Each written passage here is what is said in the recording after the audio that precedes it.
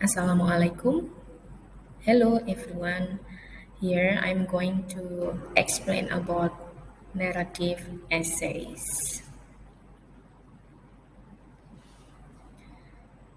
So, a narrative essay tells a story, but don't think that it's only a story which starts with once upon a time and end with finally they live happily ever after. Um, any essay that tells a story is called a narrative essay. And these are several important elements of a story. First, setting, or we know as location where the action in a story happens. And then the second one is theme. It is the basic idea of the story. It's usually common in life or human nature, such as greed, envy, love. Love is very interesting topic, I think. Or independence. These are the examples of the topics or theme. And then the next element is mood.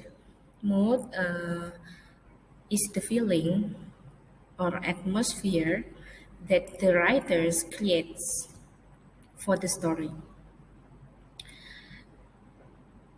So when the readers read the essay, they will feel happy, hopeful, suspenseful, or scary, something like that. And then the next elements, characters. Characters are the people in the story. And the last one is plot. Plot is what happens in the story or sequence of events. Yeah, so in what is it? In developing a narrative essay, you can firstly develop or brainstorm your idea about these elements. Okay, next.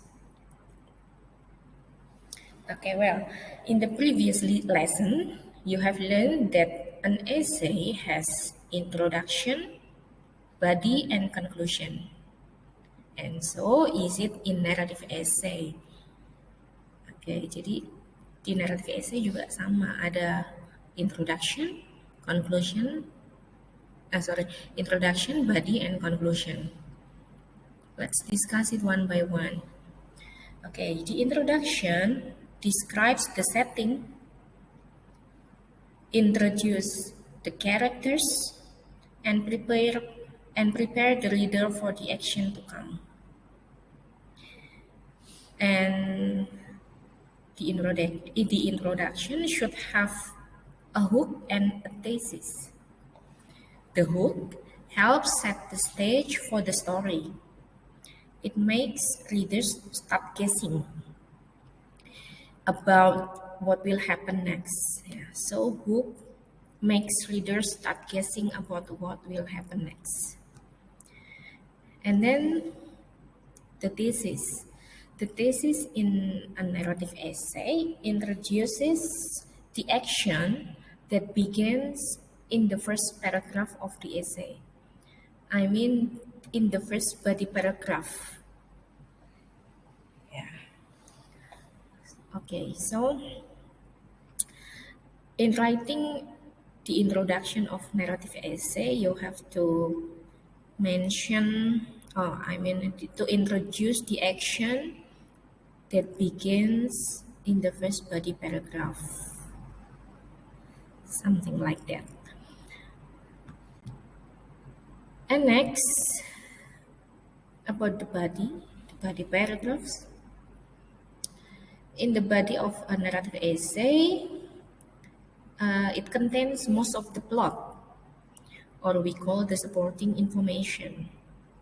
The plot can be organized in many different ways. such as chronological or time order. By using chronological or time order, each paragraph is developed based on the time order. The first paragraph usually describes the first event, the second paragraph describes the second event, and so on. It is what we call time order or chronological.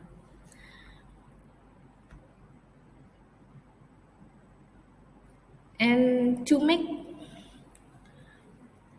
coherent essay, by using chronological organization, each paragraph ends with a transitional sentence. Transitional sentences have two purposes. The first one is to signal the end of action in one paragraph, and the second one is to provide a link to the action of the next paragraph. Okay, let's see the example. These are the second and third paragraphs of an essay. Later you will read, you can read the full essay. And the red type sentences here are vital because they give the story unity and they allow the readers to follow the action easily. Okay, we can see the transitional sentence here. I had to find help because I couldn't be late. Nah, kalimat ini ternyata untuk menghubungkan antara paragraf kedua dengan paragraf ketiga. Ya, di sini diperkenalkan I had to find help because I couldn't be late. And I tried to ask a passing businessman for help, but all my words came out wrong. He just called and walked away. Notice how the ideas in the last sentence, I had to find help because I couldn't be late, and the first sentence of paragraph 3 are connected. Notice them, how they are connected.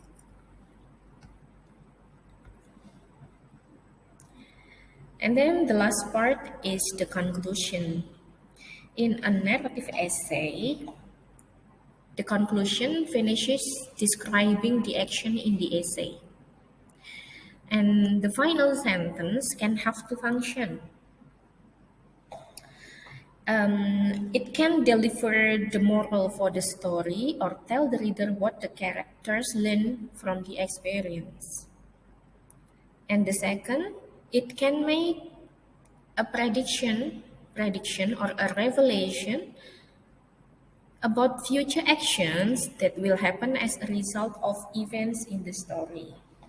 Okay, let's see the example to know the difference. First, here we can see the example of moral and prediction. The moral here, the little boy had finally learned that telling the truth was the most important thing to do. So after the events on an essay,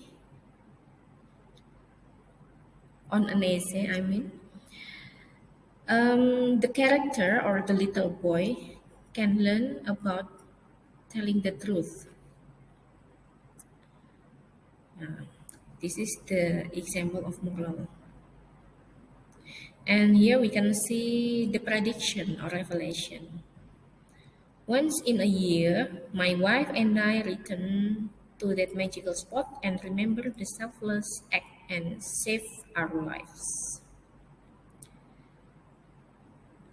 Okay, this is about a future plan or prediction. After the events happen, which is written on the essay, then the characters on the essay have plan like this with what we call prediction or revelation.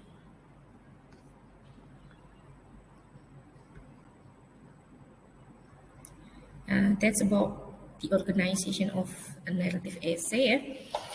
And so To make your narrative essays effective later when you write one, to make your narrative essays effective, don't forget to write a thesis that sets up the action in the introduction.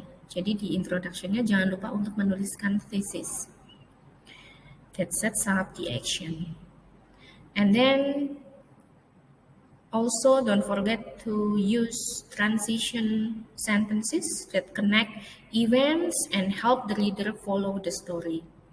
And finally, end your narrative essay with a conclusion that ends the story action and provides a moral or revelation.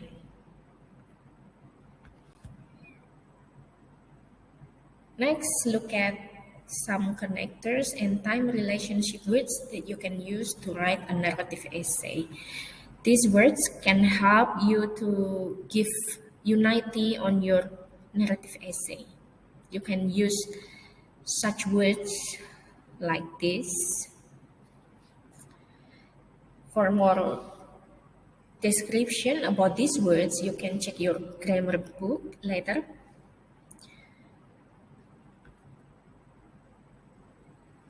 So it's the end of my explanation, and let's write a narrative essay. Thank you. Wassalamualaikum warahmatullahi wabarakatuh. See you.